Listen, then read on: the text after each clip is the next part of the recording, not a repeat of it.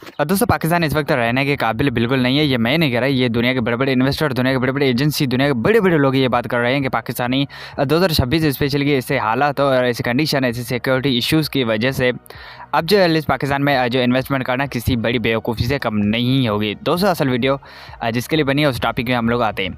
अभी बदत है भाई, अभी बदत है।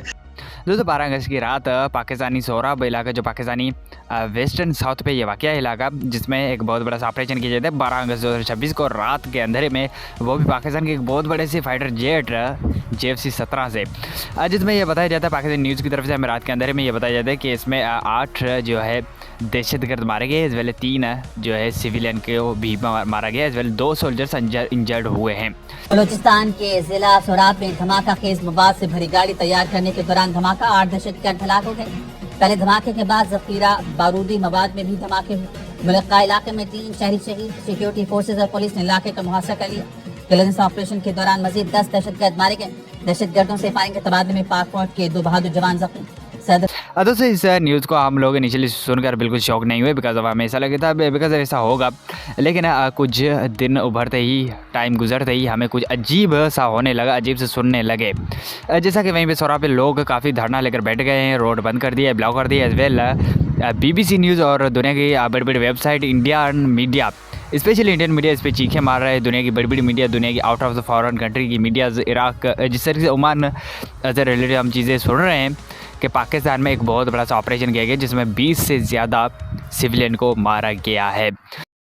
As the bombing of a populated area and called for accountability over the reported civilian deaths. The group also called for a shutdown across Balochistan, appealing for a mass mobilization. Pakistan has launched airstrikes in Balochistan just a day after the rebels celebrated their first self-declared Independence Day. In just the last week, Baloch separatists claimed that they hit Pakistani forces 38 times, killing more than 30. In the name of military operations, what we are learning is that Pakistan has deployed its air force to target civilians in Balochistan. At least 21 civilians have been killed in airstrikes across Balochistan. Locals are holding protests against the strikes, and top intelligence sources say the blackout after this airstrike, which has taken place across Balochistan, is a calculated tactic to suppress the real-time reporting as well as the civilian casualty figures. So you can.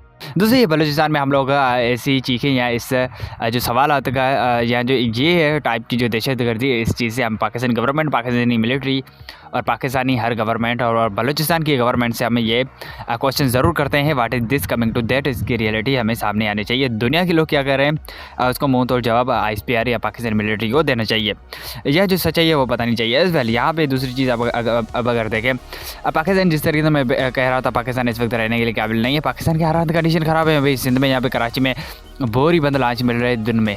ये नौजवान की एक कहानी है, यहाँ पे आप लोगों को बता दो, रोड पे एक बिल्कुल क्लोज बैग में लाश मिली है एक जवान की। अब यहाँ पे दूसरी साइड पे अगर देखें, मीर रज़ा केस इतना बढ़ गया, उसमें पाकिस्तान सिंध जी की जो सिक्योरिटी इधर है वो ये कहने से मना कर दिया। उन्होंने कहा केस बिल्कुल अंडर हेड है, बिल्कुल छोटा है, लेकिन लोगों को धरने की वजह से जाके वो चीज़ खुली और बाद में इसमें बड़े बड़े इंकशाफ जो है सामने आ रहे थे। इस वेल दूसरी साइड पे अगर देखें, इस वक्त गवर्नमेंट लेने के लिए और गवर्नमेंट के चक्कर में पाकिस्तान की खुद बहुत बड़े मिनिस्टर ये कहने लगे कि पाकिस्तान का जो सिस्टम है वो हमसे आगे निकल चुका है और हमारे कंट्रोल से बाहर निकल चुका है। पाकिस्तान इस वक्त बिल्कुल डेप्थ में, जहाँ में बताया जा रहा है 97 ट्रिलियन अरब डॉलर से ज़्यादा पाकिस्तान का कर्जा हो गया है।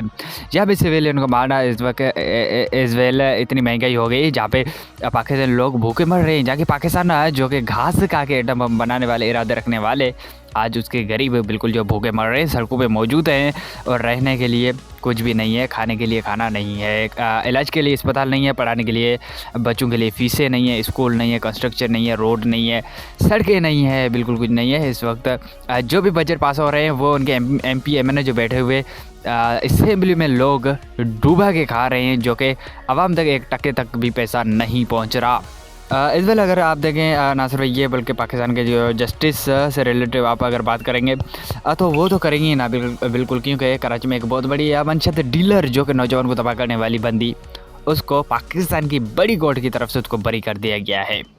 हेलो दोस्तों, जिस तरीके से हम लोग देख रहे हैं, जिस तरह पाकिस्तानी बजट इधर उधर हो रही है, पाकिस्तान के नाम से जो कर्जे लिए जा रहे हैं, पाकिस्तानी अवाम के ऊपर इतने बोझ डाले जा रहे हैं। पाकिस्तान दुनिया में जो वाहिद मुल्क है जहाँ पे जो है पेट्रोल की प्राइस एक दिन में हर दूसरे दिन जो है चेंज की आगे पीछे की जा सकती है। जो कि पेट्रोल 300 प्लस रेट से बढ़ चुका है, जहाँ पे पाकिस्तानी वज़ीर-ए-आज़म से बड़े-बड़े दावे किए जाते थे कि पेट्रोल यहाँ पे रखेंगे, यहाँ पे रखेंगे। महंगाई जो है आवाम का जो भोंडा निकल कर रख दिया है। एज़ वेल दूसरी साइड पे अगर मैं आप लोगों को बता दूँ, इन चीज़ों के बावजूद भी बलूचिस्तान में ये अटैक लोगों की आँखें खोल के रख दी है। What is happened to that as well. ना सिर्फ ये जम्मू कश्मीर का जो रिलेटेड मैंने आपको मसला बताया था, इसमें भी बहुत ही बड़ी सी क्राइसिस और चीज़ें सामने आ रही थी।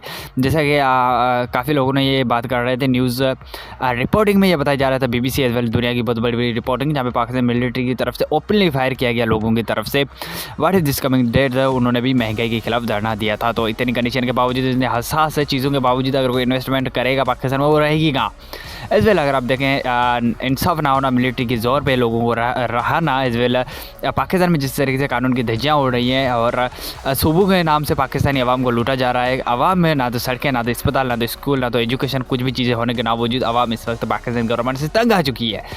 इस वेल अगर दूसरी चीज़ पे अगर आप देखें, अगर बाहर का बंदा, अगर बाहर की इन्वेस्टमेंट पाकिस्तान में आएगी तो आएगी कैसे? इस वेल यहाँ पे यही चीज़ें पाकिस्तान के इस वक्त बहुत ही बुरे हाल करके रख दी है। मुनीर और भुट्टे और शरीफ ख़ानदान ने जिस तरीके से हुकूमत चला रहे हैं, तो इस वक्त पाकिस्तान और तुर्की एज़ वेल सऊदी अरब जिस तरीके से डिफेंड माहिदा हो रहा था पाकिस्तानी इस वक्त गवर्नमेंट के दरमियान, as well he is become more for the benefit as well.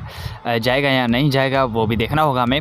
किसी न किसी के टॉपिक के ऊपर हम लोग वीडियो बना लेंगे, लेकिन इस वक्त पाकिस्तान जिस तरीके से हसास कंडीशन और खतरात से निमट रहा है, इस वक्त ऐसा कंडीशन, ऐसा दौर पाकिस्तान ने अपनी पूरी ज़िंदगी में पाकिस्तान ने नहीं देखी। इस वेल एक साइड पे पाकिस्तानी लोग हैं जहाँ पे 14 अगस्त की सेरेमनी मना रहे हैं, दूसरी साइड पे जो है लोगों के सर से मारा पीटा जा रहा है। और कराची में पाकिस्तान का बहुत बड़ा पाकिस्तान का जो सिटी है उसमें रहने का भी काबिल नहीं है। लोगों को जो है दिन दिहाड़े बंद करके अपने रूमों में मार के बैग में लांच लगा के जो है किस तरीके से रोडों पे फेंकी जा रही है। तो इस वेल वीडियो पसंद आई लाइक कर देना, चैनल बनाए सब्सक्राइब कर देना। मिले नेक्स्ट वीडियो में, तब तक बाय और अल्लाह हाफिज़।